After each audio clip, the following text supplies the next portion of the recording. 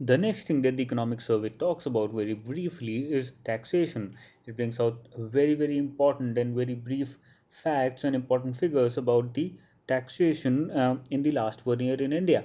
Now, the first thing that the economic survey says that India now outperforms almost all the countries except those in Europe in terms of tax on petroleum and diesel.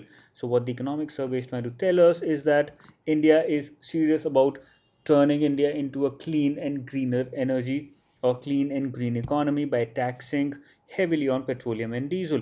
And therefore, it's a direction that a developing country like India is providing to the entire world, because except Europe, almost all the countries, including developed and developing countries in the world, do not tax on petroleum and diesel to the level that India does. The second advantage that this has created for the economy is that excise duty has increased heavily.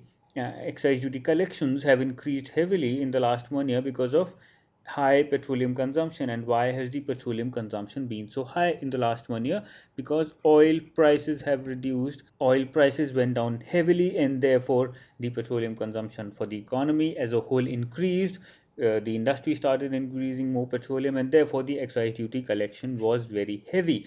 And this has helped the economy collect, help the government collect more revenue in terms of taxes, and therefore help and redistribute this money. When we talked about redistribution, I told you how the government acts as Robin Hood, and therefore this excise duty collection has actually helped the economy as a whole by allowing the government to spend more for social welfare.